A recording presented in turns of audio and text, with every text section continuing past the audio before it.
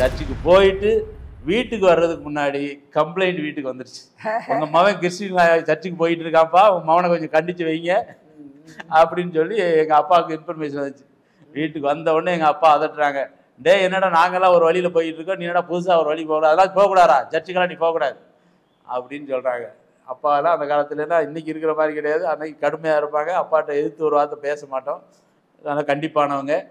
ஒன்றும் சொல்ல அமைதியாக கப் சிப்புன்னு இருந்துட்டு நம்ம எவ்வளோ பாவம் செய்கிறோம், போய் ஆண்டவர்கிட்ட மன்னிங்க ஏசப்பான்னு சொல்லும்போது அவர் நமக்காக சிலுவையில் சிந்தின அந்த ரத்தம் நம்முடைய தண்டனை அவர் ஏற்றுக்கொண்டதுனால அவர் மன்னிச்சு நம்ம இறக்கம் கிடைச்சி நம்ம வாழ்க்கையில இவர் வந்துடுறாரு. அல்லேலூயா. பெரிய ஒரு விஷயம். அதுக்கடுத்து ஆண்டவர் ஒன்னொன்னே நீங்கள் முதல்ல ஏசப்பாட்ட ஒப்பு கொடுக்கும்போது நீங்கள் வர்றீங்க ஜெபம் பண்ணுறீங்க, அப்போ அவர் பிடிச்சிக்கிறார். அப்போ சர்ச்சுக்கு வந்தால் போராட்டம் வருது, அங்கே போனால் போராட்டம் வருது, கேலி கிண்டல் வருதுனாலும் அவர் என்றைக்குமே விட மாட்டார்ல.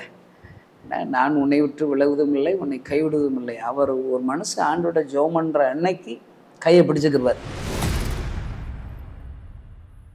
நான் கல்லூரியில் படிக்கிற நாட்களில் நார்மலாக நிறையா புக்ஸ் அப்போ கிறிஸ்தவ புத்தகத்தை பற்றி படிப்பேன். ஆரம்பத்தில் அடிப்படை சத்தியங்கள் என்ன செய்யணும் அப்படின்னு சொல்லும்போது ரெகுலராக பைபிள் வாசிக்கணும், ரெகுலராக ஜெபம் பண்ணணும், கிறிஸ்தவர்களோடு கூட ஆண்டவரை ஏற்றுக்கொண்ட பிள்ளைகளோடு ஐக்கியமாக இருக்கணும், இப்படி ரெகுலராக ஃபெலோஷிப்புக்கு போகணும், ஏதாவது சர்ச்சுக்கோ மீட்டிங்கு ரெகுலராக போகணும், இப்படிப்பட்ட காரியங்களாக கற்றுக்கிட்டேன். ஸோ அங்கே நான் ஒரு மாணவர் ஊழியத்தில் சொல்லுவாங்க, மாணவர் ஊழியத்தில் ரெகுலர் ப்ரேயர்ஸ் எல்லாம் நான் அட்டன் பண்ணேன். அண்ணன்மார்கள் நிறையா அட்வைஸ் பண்ணுவாங்க, ஹெல்ப் பண்ணுவாங்க. ஸோ அந்த மாதிரி ஆவிக்குரிய வாழ்க்கையில் உண்மையாக இருக்கிறது எப்படி அப்படி நிறையா காரியங்களை அந்த ஆவிக்குரிய வாழ்க்கையில் நான் வளர்ந்தேன். அந்த யூவில் எவாஞ்சலிக்கல் யூனியன் என் ஒய்ஃபும் யூ தான். அல்லேலூயா. Praise the lord. ஆமாம், அதில் அந்த அடிப்படை சத்தியம் இருக்குன்னு நான் வந்து காட்டுவாசியாக இருந்தது. இந்த ஈயுங்கிற ஒரு ஊழியத்துலேருந்து ஒரு பொண்ணு கிடைச்சதுனால காட்டுவாசியாக இருக்கிறோம், கொஞ்சம் கொஞ்சம் நல்லா இருக்கிறேன்னா அந்த ஈ ஊழியம் அடிப்படை சத்தியம்.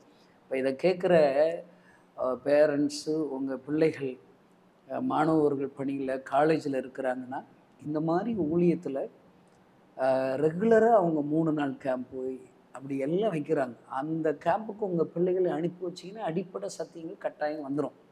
அல்லேலூயா. அப்போ அண்ணா அதில் போயிருக்கிறீங்க. என்ன கிறிஸ்துவுக்குள்ளே வளர்ந்தது இன்னைக்கு வரைக்கும் அந்த மாணவ பட்டதாரி பணியில் இணைஞ்சிருக்கிறேன். அந்த ஐக்கியத்தில் நான் இணைந்திருக்கிறேன்.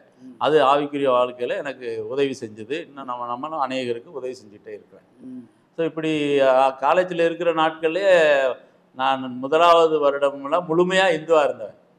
என்னுடைய பழக்கம் டெய்லி ஒரு பவுடரை நெத்தியில் பூசிட்டு திருநீர் மாதிரி பூசிட்டு தான் வருவேன். என்னுடைய முகத்தில் எப்போயும் ஒரு திருநீர் பூசினவனாக இருப்பேன். ஸோ 2வது வருஷம் வருது, நான் கிறிஸ்துவை ஏற்றுக்கொண்டவனா மாறி இருக்கேன். ஏன்னா ஃப்ரெண்ட்ஸ் எல்லாம் நிறையா கிண்டல் பண்ணுவாங்க.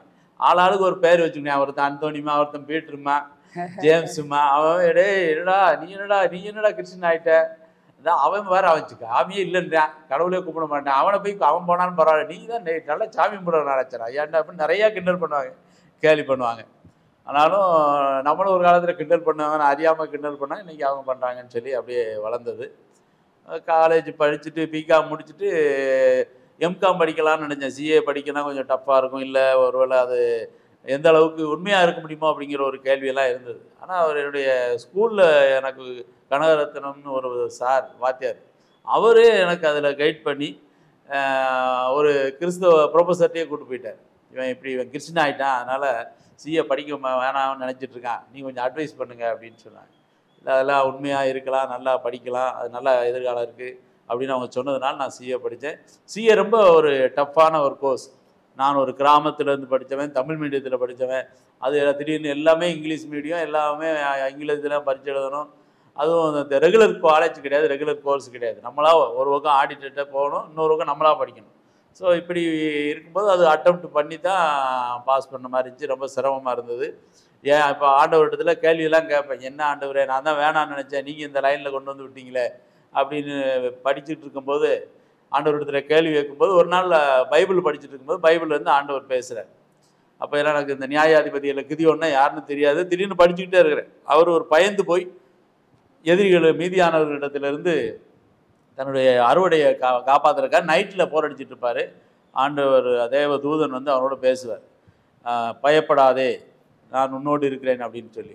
அவன் உடனே ஆண்டவரே நீங்கள் இங்கே கூட இருந்தால் ஏன் எங்களுக்கு இந்த மாதிரி நடப்பானே அப்படின்னு சொல்லுவான். அவர் சொல்றாரு, பராக்கிரமசாலி, கர்த்தர் உன்னோட இருக்கிறார், என்னால் ஒன்றும் முடியாது, நான் ரொம்ப சாதாரண ஆள், என் குடும்பம் சாதாரண குடும்பம் அப்படின்னு சொல்லும்போது, உன்னோடு இருந்து எதிரியெல்லாம் ஆண்டவர் மீட்பார், உங்கள் இனத்தை காப்பார் அப்படின்னு சொல்லுவார். அப்படி சொல்ல உடனே ஆண்டவரே சொல்றார், உனக்கு இருக்க பலத்தோட போ அப்படின்னு சொல்லி அந்த அந்த ஒரு ஆள் அந்த ஒரு கூட்டத்தை கூட்டி 300 பேரோட ஒரு பெரிய ஜெயத்தை கொடுப்பார். ஆண்டவர் அவங்க எதிரிகளிடமிருந்து அவர்களே விடுதலை செய்வார். அந்த வசனத்தை பேசும்போது ஆண்டவர் பேசுகிறார், நீ அறிவு இல்லைன்ற, நீ தமிழ் மீடியத்தில் படித்து நினைக்கிற, நீ அதை பற்றியெல்லாம் கவலைப்பட, உனக்கு என்ன இருக்கோ அதோட வா, நான் பார்த்துக்கிறேன் அப்படின்னு சொல்லி ஆண்டவர் என்னோட சொல்கிறாருன்னு சொல்லி அந்த ஆண்டவர் என்னோட பேசுகிறத நான் உணர்ந்து, அப்போ ஆண்டவரே எனக்கு உதவி செய்வார் அப்படின்னு சொல்லி நான் பாறேன். ஒவ்வொரு ஸ்டெப்பாக ஆண்டவர் அதில் பாஸ் பண்ண உதவி செய்கிறார். முதல்ல இன்டர்மீடியட் முடிக்கிறேன், பிறகு நான் மெட்ராஸில் போய் இருந்து அங்கே வேலை பார்த்துட்டேன். ஏன்னா அதுக்கு மேலே வீட்டில் பணத்தை எதிர்பார்க்க முடியாது, கஷ்டமான சூழ்நிலை. அதனால் சென்னையில் போய் வேலை பார்த்துக்கிட்டே படிக்கிறேன். அதன் பிறகும் ஆண்டவர் அங்கே உதவி செய்கிறார். அற்புதமாக சிஏ முடிப்பதற்கு உதவி செய்தார். சிஏ முடித்தாலே போதும் அந்த கோர்ஸை பொறுத்தளவில். மற்ற கோர்ஸ்னால் படித்து முடிச்சுட்டு வேலை தேடணும். சிஏ கோர்ஸை பொறுத்தளவில் மேலே தேட வேண்டியதில் வேலை தேடி வரும். நம்மளாம் ஆஃபீஸ் வச்சுக்கிடலாம், இல்லைன்னா நம்ம எங்கேனாலும் நிறைய இடங்கள்லேருந்து வேலை தேடி வரும். அப்படிப்பட்ட ஒரு படிப்பு ஆண்டவர் அதில் என்னை அற்புதமாக நடத்தினார். நாம் வடநாட்டுக்கு போகணும், மெட்ராஸ்லேருந்து அந்த பக்கம் போகணும், அங்கே போய் ஏதாவது வேலை செய்து கொண்டே ஊழியத்தில் ஈடுபடலாம் என்ற எண்ணத்தோடு இருந்தேன். ஆனால் ஆண்டவர் இங்கே ஒரு ஆடிட்டர் அவர் ஆஃபீஸை யார்ட்டையாவது கொடுக்கலாமான்னு காத்துக்கிட்டு இருந்தார். ஆண்ட்ரூஸ் அண்ணே, ஆண்ட்ரூஸ் நிறைய. அவர் எத்தனை வருஷம் ஆடிட்டர் இருந்தவர்னே? அவர் மதுரையில் ஒரு 10 வருஷம் இருந்துட்டு அவர் மெட்ராஸுக்கு போகிறாரு. ரெண்டு பக்கம் பார்க்க முடியல, கிளையன்ஸு எல்லாம் இருக்குது. அவர் என்ன மனசில் நினைக்கிறார், யாராவது இல்லை யாராவது வந்தால் நமக்கு பார்ட்னராக இருந்தோம், இல்லை முழுசாக ஹேண்ட் ஓவர் பண்ணிட்டோம், நம்ம போகலாம், அப்படி ஆளை தேடிக்கிட்டு இருக்கிறார். அந்த நேரத்தில் தான் டேவிட் கணேசனோடையும் பழக்கம் வந்தது. நம்ம எப்படி சந்திச்சோங்கிறது ஞாபகம் இருக்கானே. மேலூர்ல இருந்து பஸ்ஸில் நானும் சந்தோஷம் பேசிட்டே வர்றோம், நீங்களாம் வந்து கை கொடுக்குறீங்க. அந்த நாள் திருமங்கலத்தில் நாங்கள் திருமணமாகி திருமங்கலத்தில் இருந்தோம். நான் திருமங்கலத்திலேருந்து ஒரு திருச்சியில் ஒரு 6 மாதம் வேலை செஞ்சேன். அதனால் வீக்கெண்டு மட்டும் வந்துட்டு இந்த ஊருக்கு போவேன். அந்த மாதிரி போகிற போது ஒரு நாளில் நான் பஸ்ஸில் போய்கிட்டு இருக்கிறேன், 2 பேர் நின்று பேசிகிட்டே இருக்கிறாங்க. நான் இப்போ கிராம ஊழியம் பண்ணுற டேவிட் கணேசன் பேரை கேள்விப்பட்டிருக்கிறேன். 2 பேர் பேசிட்டேன். அப்போ 2 பேரில் யாராவது ஒரு ஆள் டேவிட் கணேசனாக இருக்கும் அப்படின்னு சொல்லி சந்தோஷம். டேவிட் கணேசன் அவங்க பேசுகிறத பார்த்தா அவங்க ஊழியக்காரங்க அப்படின்னு சொல்லி அவங்களுக்கு பேசிட்டு நான் இன்ட்ரடியூஸ் பண்ணுறேன். நான் தான் முதலாவதாக எங்களுடைய சந்திப்பு. அதுக்கடுத்து அந்த ஐக்கியத்தர், அதாவது நான் எனக்கு ஊழியத்துக்கு வரும்போது யாரையும் நீ பார்க்க போகாத, நான் ஒன்று போகிற வழியில் ஆன் தி வே அப்படி ஒரு வேர்டு இருக்கு. ஜெபிக்கிறவங்கள, கொடுக்குறவங்கள, ஊழியத்துக்கு உதவி செய்கிறவங்கள, காணி கொடு, யாருனாலும் ஆன் தி வே. அந்த வார்த்தை ஒரு நாள் ஆண்டவர் எனக்கு சொன்னார். சைக்கிள் வேணும் அப்படின்னு சொல்லி ரொம்ப அழுது ஜெபம் பண்ணப்போ எங்கள் அம்மா, நான் என் புருஷன் சைக்கிளை நீ என்றைக்குமே எடுக்கக்கூடாதுன்ட்டாங்க. சரி, உன் புருஷன் சைக்கிளை நான் எடுக்கவே மாட்டேன்னு சொல்லி கோபத்தில் சைக்கிளெல்லாம் தூக்கி எரிஞ்சிட்டு போய் ஜெபம் பண்ணேன். ஏசப்பா சைக்கிள் தாங்க. 1 மணி நேரம் ஜெபம் பண்ணிட்டு போய் கதவை திறந்து பார்ப்பேன், சைக்கிள் இருக்காது. அன்னி பாஷை 1 மணி நேரம் மட்டும் நிறைய கிறிஸ்தவங்க சொல்லி கொடுக்குறாங்க. அன்னி பாஷை மட்டும் ஷாக்கா பாரம் பேசிட்டே இருக்கணும். கிடையாது, 1 மணி நேரம் அன்னி பாஷை பேசினா சைக்கிள் கிடச்சிடணும். ஜெபம் பண்ணிவிட்டு அன்னி பாஷை பேசி போய் கதை வந்து சைக்கிளை காணோம். உருண்டு ஜெபம் பண்ணி பார்த்தேன். ஒரு ஜெபம் தான், சைக்கிள் தாங்க ஊழியத்துக்கு பார்த்தேன், சைக்கிள் கிடைக்கல. பிறகு நான் ஆண்டவர்கிட்ட ஜெபம் பண்ண, ஆண்டவரே பொய் சொல்லாதீங்கன்னு என்கிட்ட ரொம்ப சொல்கிறீங்க, நீங்கள் ரொம்ப பொய் சொல்கிறாப்புல இருக்கு. நமக்கு என்ன தெரியுது, விசுவாசிக்கிறவனுக்கு எல்லாம் கூடனா சைக்கிள் தரமாட்டீங்கன்னு சொல்லும் போது தான் ஏசப்பா அந்த வேர்டு கொடுக்குறாரு. சைக்கிள் வரணும்னு இங்கேயே உட்கார்ந்து இருந்துக்கிட்டா சைக்கிள் தராரா? நீ நான் கொடுத்த வேலையை செஞ்சிட்டே இருக்கு. ஆந்தி வேலை, சைக்கிள் மட்டும் இல்லை, உனக்கு எப்பப்போ என்னென்ன வேணுமோ அது கிடைக்கும்னு சொல்லி பேசுகிறாரு. நல்லா இருக்குது. ஆண்டவரே, கார் கொடுக்குறவன், பைக் கொடுக்குறவன் அதெல்லாம் அப்புறமேட்டுக்கு தாங்க. சரியா?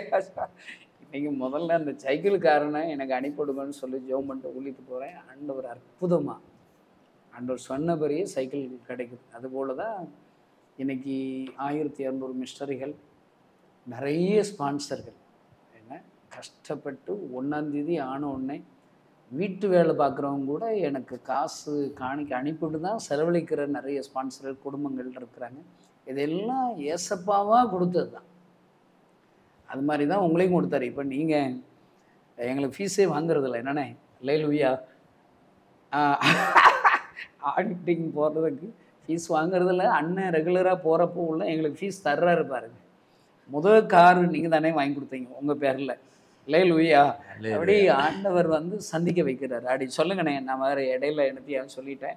நீங்கள் ஆடிட்டர் ஆண்ட்ரோஸ்னு ஒருத்தர் வந்து உங்களை அவர் பார்த்து அப்படியே ஆஃபீஸை உங்கள் கையில் ஹேண்ட் பண்ண அவர் கூப்பிட்றாரு. அவங்க வந்து இங்கே அவருடைய கிளைண்ட்டு நம்ம தெரிஞ்ச ஒருத்தர் தேவசகாயன்னு ஒருத்தர் ஒரு அண்ணன் இருக்காங்க. இன்னும் அந்த அண்ணனுக்கு ஆடிட் நாங்கள் பார்த்துட்ருக்கோம். அந்த அண்ணன் போய் ஒவ்வொருத்தரே சொல்லுவார், யாராவது சிஏ புதுசாக முடிச்ச ஆள் யாரும் இருந்தால் சொல்லுங்கள் அப்படின்னு. அவர் சொல்லியிருக்கிறார், நம்ம முடித்த தம்பி ஒருத்தர் இருக்கிறாரு, திருச்சியில் வேலை பார்த்துட்ருக்கிறாருன்னு. என்ன பண்ணுறாரு, எவ்வளோ சம்பளம் வாங்கிட்டு இருக்காருன்னா ஒரு 5000 ரூபா சம்பளம் வாங்குறாரு அப்படின்னு. நான் சொல்லுவது 27 வருஷத்துக்கு முன்னாடி. 5000 ரூபா சம்பளம் வாங்கினான்னா அப்போ அவர் சிஏ முடிச்சிருக்க மாட்டார் அப்படின்னாரு. இல்லை எனக்கு அந்த தம்பியை நல்லா தெரியும், சிஏ முடிச்சிட்டாரு அப்படின்னு சொன்னோடனே அப்போ அவரை பார்க்க சொல்லுங்கன்னு அவரை போய் பார்க்குறேன். அப்போ என் கையில் அவ்வளோ கல்யாணம் முடிச்சிருந்தேன். ஜஸ்ட் அப்போ தான் எனக்கு பொண்ணு மூத்த மக பிறந்திருக்கிறான். கையில் வரிய காசெல்லாம் இல்லை. ஆஃபீஸ் அவர் என்ன சொன்னார், ஆஃபீஸ் அப்படியே எடுத்துக்கோங்க, ஒரு லம்சம் அமௌண்ட் பே பண்ணிவிட்டு அப்படியே எடுத்துக்கோங்கன்றார். எனக்கு நான் ஊழியங்களில் கிறிஸ்தவ ஸ்தாபனங்களில் தான் வேலை பார்த்துக்கிட்டு இருந்தேன். இன்கம் டேக்ஸு ஆடிட்டிங் எல்லாம் கொஞ்சம் டச்சு குறைஞ்சி போச்சு. முழுசாக எடுத்தால் ஒன்றும் செய்ய முடியாது. எனக்கு ஒன்றும் அவருடைய கைடன்ஸ் வேணும். அதனால் அவர் இன்னொரு சாய்ஸ் சொன்னார். இன்னொரு சாய்ஸ் வந்து பார்ட்னராக இருந்துக்கிடுவோம், அந்த பழைய ஃபைல்லாம் வர்ற வருமானத்தில் பாதியை நீங்கள் எனக்கு கொடுக்கணும், 2 பேரும் சேர்ந்து பார்ட்னராக இருப்போம். ஸோ அதுக்கும் நீங்கள் இந்த வீட்டு ஆஃபீஸினுடைய அட்வான்ஸை நீங்கள் கொடுத்துடணும். இந்த ஆஃபீஸில் உள்ள கம்ப்யூட்டர் டேபிள் எல்லாத்தையும் நான் எடுத்துகிட்டு போயிடுவேன்.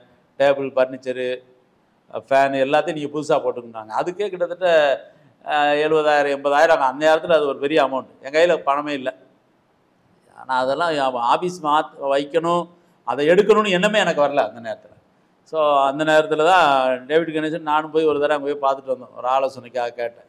இப்போ நான் திருச்சியில் ஒரு அக்காட்டையும் அந்த மாணவர் ஊழியத்திலேருந்து ஒரு அக்காட்டை பத்மா அக்கான ஒருத்தனை பேசி நான் அங்கே திருச்சியில் வீடு பார்த்து ஃபேமிலி அங்கே போயிடலான்னு நினச்சிட்டு இருந்தேன். அப்போ அந்த அக்கா சொன்னாங்க, டேய் நீ ஊழியத்துக்கு போகணும்னு சொல்லிட்டு இருக்கிற, நீ ஆடிட்டிங் படிச்சிருக்க, சிஏ முடிச்சிட்ட, ஆண்டவராக உனக்கு அந்த வழியை திறக்கிறான்னு ஏன் நீ நினைக்கக்கூடாது அப்படின்னு அவங்க சொல்லும் போது தான் அந்த தாட்டே வந்துச்சு. இல்லை அது வரைக்கும் நான் அதை பற்றி நினைக்கவே இல்லை. நான் ஆடிட் ஆகி உட்காந்து ஆஃபீஸில் உட்காந்து வேலை பார்க்கணும்னு நினைக்கல. ஏதாவது ஒரு கிறிஸ்தவ ஸ்தாபனத்தில் உதவி செஞ்சுட்டு ஊழியம் பண்ணலாம் அப்படி தான் நினச்சிருந்தேன். ஸோ இப்படி ஒரு வழி இருக்குமோ அப்படிங்கிற ஒரு தகவல் வந்த பிறகு தான் ஜெபிக்க ஆரம்பித்தேன். அப்போ கையில் காசுல என் தம்பி ஹோமியோபதி டாக்டர், அவங்க கொஞ்சம் காசு கொடுத்தான். அப்பா ஒரு இடத்த விற்றுல ஒரு 30,000 40,000 இருந்துச்சு, அவங்க கொடுத்தாங்க. அந்த 2 பணத்தை வச்சு தான் ஸ்டார்ட் பண்ணோம். ஆண்டவர் கிட்டத்தட்ட அந்த நேரத்தில் ஒரு 80-100 கான்டாக்ட்ஸ் தான் அவர் கையில் இருந்தது. ஆனால் அவரே என் மேலே நம்பிக்கை இல்லை. இனி இப்போ நம்ம போன பிறகு இவங்க வச்சு காப்பாற்றுவானா என்னென்னு தெரியல அப்படின்னு சந்தேகத்தில் இருந்தார். ஆனால் அதன் பிறகு அது அப்படியே 100 200 300 400 அப்படின்னு 500 1000க்கு மேலே அது வர வச்சு ஒரு காலகட்டத்தில் அவரே பொறாமப்படுற அளவுக்கு ஒரு பெரிய வளர்ச்சியை ஆண்டவர் ஆசீர்வாதத்தை கொடுத்தார். ஆண்டவர் அதிசயமாக நடத்தினார். மதுரை மாவட்டத்தில் சுற்றியுள்ள மாவட்டங்களில் அநேக ஊழியர்களுக்கு அது ஒரு ஆசீர்வாதமாக இருந்துச்சு. அநேகர் அவங்க வந்து ஆலோசனை கேட்டு அவருடைய கணக்கு வழக்கெல்லாம் மெயின்டைன் பண்ணுவாங்க. அது அதுவும் ஒரு ஊழியமாக இருந்துச்சு. நிறைய பேர் அவங்க வந்து இது நீங்கள் ஒரு ஊழியம் தான் செய்றீங்கம்பாங்க. அநேகருக்கு அது ஆலோசனை அவர்களுக்கு உதவி செய்யும்படியாகவும் தேவன் உதவி செய்தார். அநேகர் நம்ம ஆஃபீஸுக்கு வந்து ட்ரெயின் ஆகி அவங்க கற்றுட்டு போனாங்க. அதில் வந்து ஆண்டவரை அறிந்து கொண்டவர்களும் உண்டு, ஆண்டவர்களை அறிந்து கொண்டு ஞானஸ்நானம் பெற்றவர்களும் உண்டு நம்ம ஆஃபீஸில். அந்த அளவுக்கு ஆண்டவர் அற்புதமாக நடத்தி வருகிறார், இன்று வரை நடத்தி வருகிறார். அல்லேலூயா. ஒருத்தர் ஆண்டவரை பிடிச்சிக்கிட்டா ஆண்டவர் எவ்வளோ ப்ளஸ் பண்ணுவாருங்கிறதுக்கு நீங்கள் பெரிய சாட்சினே. என்ன அதில் அற்பமாக ஒன்றும் இல்லாமலேருந்து இயேசு மட்டும் பிடிச்சு ஆரம்பித்ததுனால இன்றைக்கி நல்ல ஒரு சொந்த வீடு, காரு.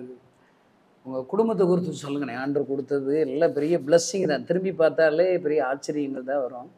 வேதவசனம் எப்படி கிடைச்சாங்கன்னு சொல்லுங்கண்ணே. நிறைய பேர் எவ்வளையா கூட்டு ஓடணும்னு எல்லாரும் பிளானோட தான் இருக்கிறாங்கண்ணே. நம்மளை தான் பொண்ணு பார்க்கணும்னு நினைக்கிறாங்க. அதைத்தான் சொல்ல வந்தேன், அதே பாயிண்ட் நீங்களும் வந்துட்டீங்க. ஸோ பைபிளில் வந்து ஒரு கிறிஸ்துவை ஏற்றுக்கொண்ட பிள்ளைகள் வந்து கிறிஸ்துவை ஏற்றுக்கொண்டவர்களை திருமணம் செய்யும் போது அது ஒரு ஆசீர்வாதமாக இருக்கும் அப்படின்னு பைபிள் சொல்லுது. அதுதான் உண்மையும் கூட. ஏன்னா ஒரு மாட்டு வண்டியில் 2 மாடு இழுத்துட்டு போகிற மாதிரி தான் ஒரு குடும்ப வாழ்க்கை. 2 ஒரே மாதிரி 2 பக்கம் போச்சுன்னா அது வண்டி ஓடாது.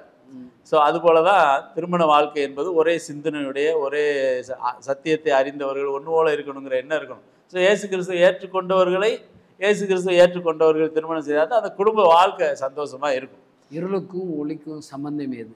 ஆமாம், பைபிளில் அப்படி அப்படி இருக்கு. இருள் வேற ஒளி வேற, ரெண்டையும் சேர்த்து வைக்க முடியாது. வைக்க முடியாது. அதான் நம்ம ஆண்டவராக இயேசு கிறிஸ்துவை ஏற்றுக்கொள்ளுகிற போது வெளிச்சத்துக்கு வந்துடும், ஒளிக்கு வந்துடும். கல்யாணம் முடிச்ச பிறகு அவங்கள கிறிஸ்தவங்களா மாற்றிக்கிறோம்னா கதை நடக்காது. இங்கே எல்லாம் யாரை இழுத்துட்டு போவானே தெரியாது. அது அது தனிப்பட்ட விருப்பம், அதை யாரும் கட்டாயப்படுத்தவே முடியாது. அநேகர் அந்த மாதிரி தவறு பண்ணிட்டு ரொம்ப கஷ்டப்படுறவங்க எவ்வளோ பின்வாங்கி போனவங்க, ஆண்டவரை விட்டவங்க, புலம்புறவங்க எல்லாம் நிறைய பேர் நம்ம பார்க்குறோம். ஸோ இதில் வந்து கிறிஸ்துவை ஏற்றுக்கொண்ட பெண் தான் இந்த வேணும்னு சொல்லி ஜெபம் பண்ணிகிட்டு இருக்கேன். அப்பா அம்மா கிறிஸ்துவை அறியாதவர்கள், ஏற்றுக்கொள்ளாதவர்கள். அப்போ அவங்களுக்கு தெரியலை, அவங்களுக்கு பார்க்க தெரியலை. அதனால் தெரிந்த கிறிஸ்தவ நண்பர்களிடம் அவங்க அண்ணமார்களிடம் சொல்லி வச்சுருக்கிறோம். அந்த மாதிரி சொல்லி வைக்கிற போது தான் ஒரு சில தகவல்கள் வந்தது. பார்த்துக்கிட்டு இருந்தோம். அப்போ நான் ஜெபம் பண்ணும்போது நம்ம பல இடத்துல போய் பார்க்கக்கூடாது, நம்ம பார்த்தா டக்குன்னு பார்த்து முடிக்கணும், நிறையா பேரை போய் பார்த்து வச்சுட்டுலாம் இருக்கக்கூடாது அப்படின்னு சொல்லி யோசிச்சுட்டு, அதனுடைய நான் என்னுடைய படிப்பு, நான் சிஏ படிச்சுக்கிட்டு இருந்தனாலையும், சிஏ ஆடிட்டராக இருந்தனாலையும், அந்த நேரத்தில் எனக்கு என்ன மாதிரியான ஒரு எதிர்பார்ப்பு இருந்துச்சுன்னா, நான் கிராமத்திலே படித்து கிராமத்திலே வந்தனால ஆங்கிலத்தில் நான் அப்போ எல்லாமே கொஞ்சம் வீக்கு தான், இங்கிலீஷில் கொஞ்சம் டவுன் தான். ஸோ அதனால் எனக்கு என்ன மாதிரி ஒரு எண்ணம் இருந்துச்சுன்னா, நல்ல இங்கிலீஷ் தெரிஞ்ச ஒரு பொண்ணாக இருக்கணும்.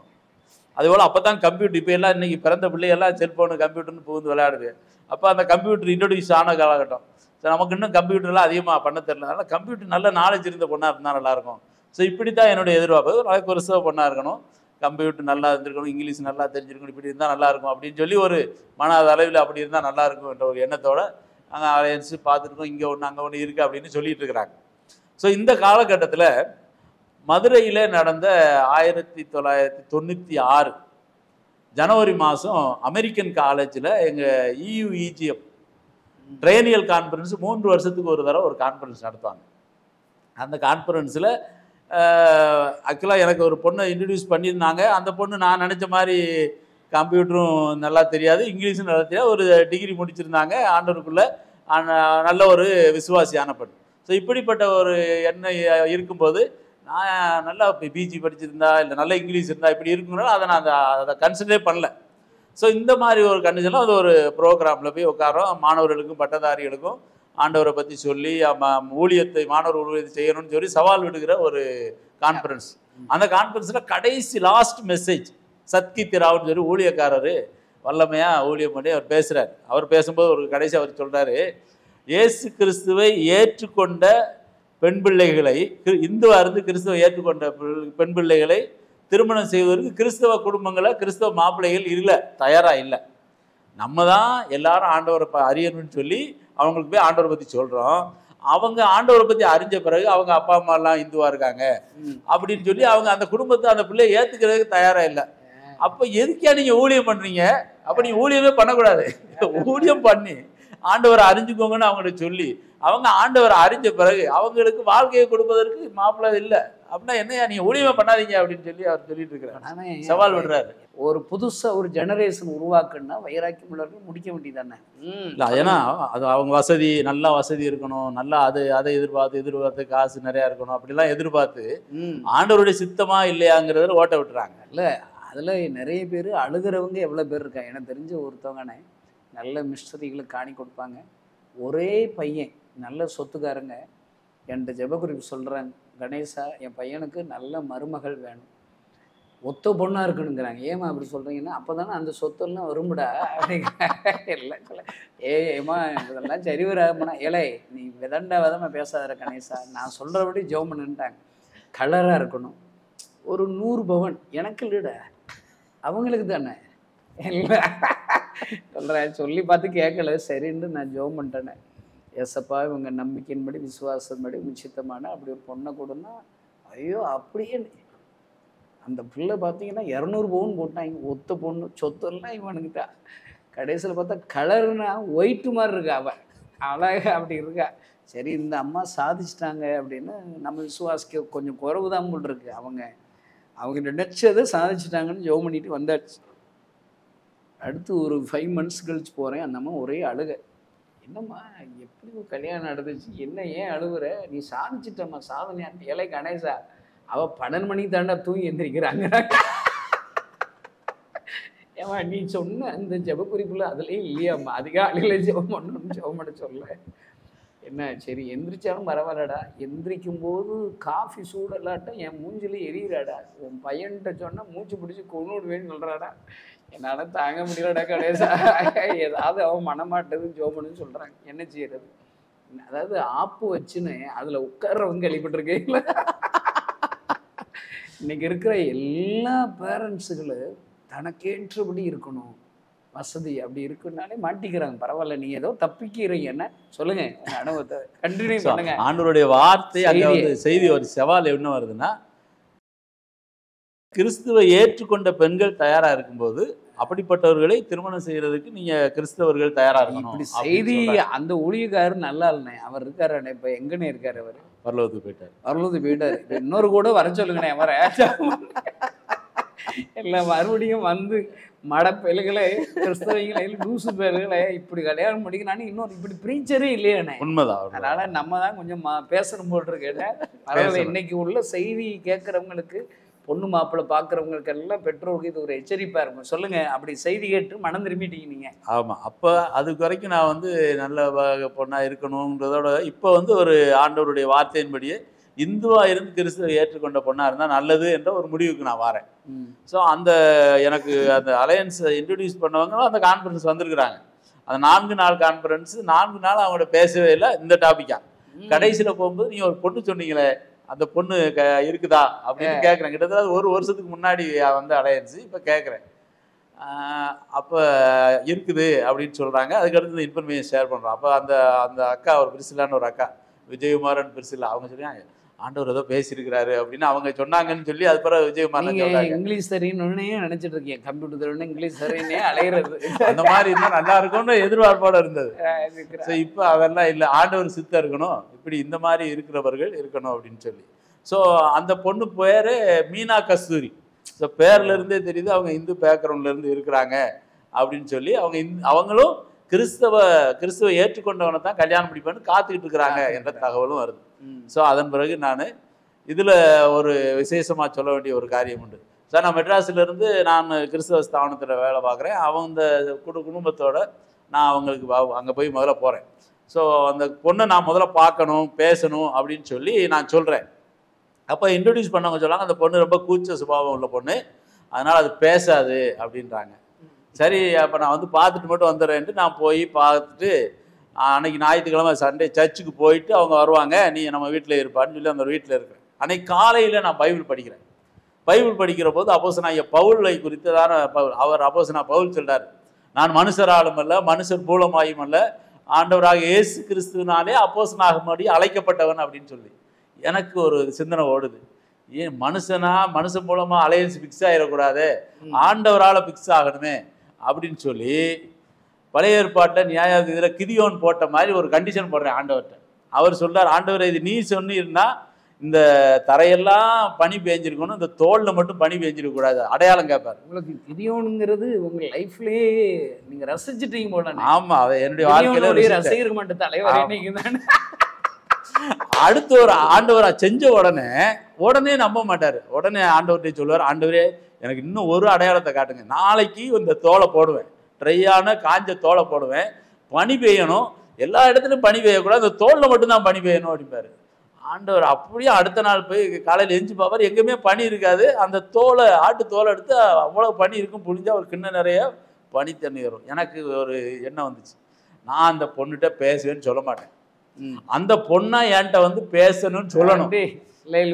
இப்படி ஒரு கண்டிஷனை நான் போட்டேன். அது ஆண்டவருக்கு எனக்கு மட்டும்தான் தெரியும், வேற யாருக்கும் தெரியாது. ஸோ நான் சர்ச்சுக்கு போயிட்டு வந்து அங்கே இருக்கிறோம். அந்த மீனா கஸ்தூரி அவருடைய அக்கா மாப்பிள்ளை அவங்க பிள்ளையோட வராங்க. வந்துட்டு அந்த பொண்ணு நேராக ஒரு ரூமுக்கு போயிடுது. அவங்க அக்கா மாப்பிள்ளையோட நான் பேசிகிட்டு இருக்கிறேன், என்ன செய்கிறோம், எந்த ஊர், என்ன ஏது அப்படின்லாம் பேசிகிட்டு இருக்கோம். பேசிக்கிட்டு இருந்துட்டு சாப்பிட்டுட்டு அவங்க போயிடுறாங்க. போயிட்டு அந்த நாளில் அந்த நான் இருந்த வீட்டில் சண்டே கிளாஸ் நடக்கும். அவங்க நடராஜா, நீ அந்த பிள்ளைங்களுக்கு ஒரு சின்ன பாட்டு சொல்லி கொடுத்து, ஒரு வசனத்தை சொல்லி கொடுத்து, ஒரு கதை சொல்லி ஏதாவது சொல்லிக் கொடுப்பா அப்படின்றாங்க. அந்த மொட்டை மாடியில் நாங்கள் இருக்கிற 5-6 டிக்கெட்டுக்கு சின்ன பிள்ளைகளுக்கு இயேசு கிறிஸ்துவை பற்றி நான் சொல்லி பாட்டு சொல்லி கொடுத்துட்டு ஒரு கதை சொல்லி கொடுத்துட்டு அதை சொல்லிக்கிட்டு இருக்கிறேன். திடீர்னு அந்த அக்கா வாராங்க, கொஞ்சம் ஒரு மாதிரி திகைப்போட, இவன் என்ன சொல்ல போகிறான்னு தெரியலையே அப்படின்ட்டு அந்த அக்கா வாராங்க. அந்த அக்கா வந்து என்ன கேட்குறாங்க, நடராஜா அந்த பொண்ணு உன்கிட்ட பேசணும்னு சொல்லுது, நீ என்ன சொல்கிற அப்படின்னு. அவங்க இவன் பேசுறேன்னு சொல்லும்போது அது மாட்டேன்ருச்சு. இப்போ இவன் என்ன சொல்ல போகிறானோ, அதான் சொன்னா என்ன சொல்ல போகிறானோ அப்படின்னு திகைப்போட மாட்டேன்னு சொல்லிட்டா என்ன சொல்கிறோம், அவன் திகைப்போட வராங்க வந்து சொல்கிறாங்க. ஆனால் எனக்கு ஆண்டவருக்கு தான் தெரியும், நான் தான் சொல்லியிருக்கேன், அந்த பொண்ணா வந்து என்கிட்ட பேசணும்னா எனக்கு அப்போ ஆண்டவர் நடத்துகிறாரு அப்படிங்கிற ஒரு எண்ணத்தில் சரி அப்படின்னு சொல்லிட்டேன். அப்போ அவங்க பக்கத்து வீட்டில் ஒரு வீட்டில் போய் பேசணுன்ட்டு போகிறேன். பேசும்போது அவங்களுடைய வாழ்க்கையில் ஆண்டவர் பேசின வார்த்தையை சொல்கிறாங்க. இந்த என்னுடைய அலையன்ஸ் அவங்களுக்கு வந்தது கிட்டத்தட்ட 1 வருஷம். அதன் பிறகு எங்கள் இந்த மாணவர் ஊழியத்திலேயே கிதியோன் கணேசன் ஒருத்தர் இருந்தார்.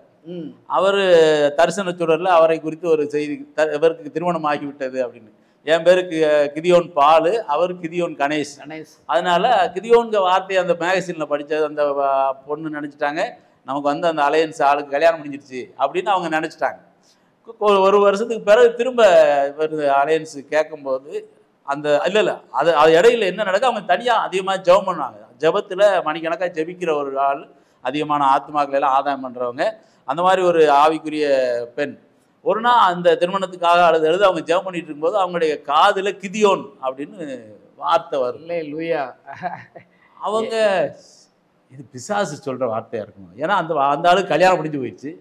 எப்படி கல்யாணம் முடிஞ்ச ஆள் பேரை எப்படி ஆண்டவர் சொல்லுவார், இது பிசாசாக தான் இருக்குமோ அப்படின்னு ஒரு சந்தேகத்தோடு அவங்க இருக்கிறாங்க. இப்போ திரும்ப அலையன்ஸ் என்னுடைய சார்பாக போன உடனே அப்போ ஆண்டவர் சொன்னார், கிதியோன்கிற பேரை சொல்லியிருக்கிறாரு, அப்போ இது ஆண்டோடைய சித்தமாக தான் இருக்கும் அப்படின்னு அவங்களுக்கு அது ஒரு கன்ஃபர்மேஷன் கிடைக்கும். ஸோ இப்போ ஒன்றுமே பேசலை உடனே நான் ஒன்று கன்ஃபார்ம் பண்ணான உடனே அவங்களுக்கு ஆண்டவர் சொல்கிறாரு, நீ அந்த பேசணும், அவரை பேசணும் பேசணும் பேசணும்னு அவங்களுக்கு உள்ளுக்குள்ள ஒரு ஏவுதல் வந்துக்கிட்டே இருக்குது. அவங்க அக்காட சொல்லியிருக்காங்க, நான் பேசணும், என்ன பேசணும்னு சொல்லுது. ஏமா அவங்க சொந்தக்காரங்க கிடையாது, நம்ம தெரிஞ்சாலும் கிடையாது, இப்போ திடீர்னு போய் பேசுறீங்கன்னா எப்படிமா கேட்குறது அப்படின்னு சொல்லி அவங்க சொல்லிட்டு இருந்திருக்காங்க. சரி வேற அவங்களுக்கு அதை பேசணும் பேசணும் பேசணும் இந்த தூண்டுதல் அதிகமாக இருந்ததுனால அவங்க எனக்கு அலையன்ஸ் சொன்னவங்களுக்கு ஃபோன் பண்ணி சொல்லி அதன் பிறகு நாங்கள் பேசணும். ஸோ அப்பயே ஆண்டவர் அவங்ககிட்டையும் பேசியிருக்கிறாரு, என்னிடத்துலையுமே அதை ஆண்டவர் அதை கன்ஃபார்ம் பண்ணுறாரு. நான் சொன்னேன் என்னுடைய கண்டிஷனுக்கு நானாக பேச மாட்டேன், அவங்களா பேசணும் அப்படிங்கிறது. அப்போ நான் இது ஆண்டவருடைய சித்தமாக தான் இருக்கும் அப்படின்னு சொல்லி அதில் முடிவு செய்கிறேன். அதன் பிறகு தான் ஃபேமிலி 2 ஃபேமிலியும் பேசுகிறாங்க. அப்போ முதலே நான் சொல்லிட்டேன் எங்கள் வீட்டில், அவங்க என்ன செய்கிறாங்களோ அப்படியே இருக்கட்டும், நீ எதையும் டிமாண்ட் பண்ணக்கூடாது, எதுவும் கேட்கக்கூடாதுன்னு. அவங்களுக்கு ஒரு மாதிரி பயம், நிறையா கேட்டுருவாங்களோ, என்ன பண்ணிடுவாங்களோ, ஏது பண்ணிடுவாங்களோ அப்படின்னு சொல்லி. இவங்க நான் எங்கள் வீட்டில் சொல்லிட்டேன், எதுவும் நீங்கள் கேட்கக்கூடாது, அவங்க செய்கிறத அவங்க என்ன வரதட்சணை. கரெக்ட். ஏன்னா அந்த நாளில் திருமணத்துக்கு இவ்வளவு பணம் கொடுக்கணும், இவ்வளவு நகை போட்டிருக்கணும் அப்படிலாம் சொல்லுவாங்க. எதையுமே நீங்கள் டிமாண்ட் வைக்கக்கூடாது. பொண்ணுக்கு தான் மாப்பிள்ளை தானே வரதட்சணை கொடுக்கணும். நீங்கள் கிறிஸ்தவங்க பைபிள் படிப்பாங்களா இல்லையானே தெரியல, படிக்கிறதே இல்லையா. ஈசாக்கு பொண்ணு பார்க்கல, எலியேசர் தான் ஜுவல் எல்லாத்தையும் கொண்டு போய் ரெபெக்காளுக்கு கொடுத்து அப்படி கூட்டு வர்றாரு பாருங்க. அதுக்கு நான் இனிமேல் சட்டம் மாறணும்னே, ஏன்னா எனக்கு 3 பொண்ணு இருக்குண்ணே.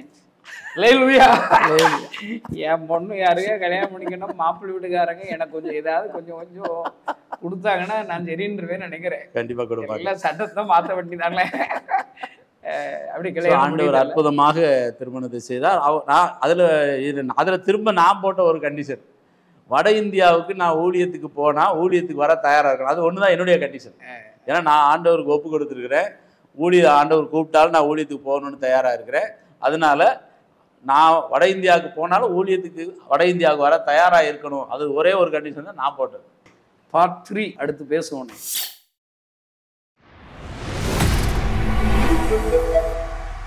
நல்ல அவங்களால முடிஞ்ச உங்களை போல நல்ல ஊழியர்களை நேசித்து தன்னால் என்ற காணிக்கைகளை எல்லாத்தையும் கொடுத்தாலே பிள்ளைகள் வாழ்க்கையில் அவரே அற்புதம் செய்யணும். லேலுயா லேலுயா. உங்களுக்காக ஒரு ஸ்தலத்தை ஆயத்தம் பண்ண போகிறேங்கிறது. ஏதோ வீடு போடணும் பரலோகத்தில்.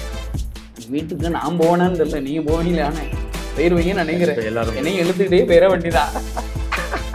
ஐயோ வசனங்கள்லாம் வேறு விதமாக இருக்குது பாருங்க. உங்களை அறியன்றார். என்ன 3 குவாலிஃபைட் இருக்குது. டாக்டர் பட்டம், விசாசு துரத்துற டாக்டர் பட்டம், அடுத்து என்னது தீர்க்கதரிசனம் சொல்கிற டாக்டர் பட்டம், அற்புத அடையாளங்கள் சொல்கிற டாக்டர். 3 பட்டம் வச்சுருக்கீங்களே அறியலேன். எனக்குன்னா 3 பட்டம் இருக்கான்னு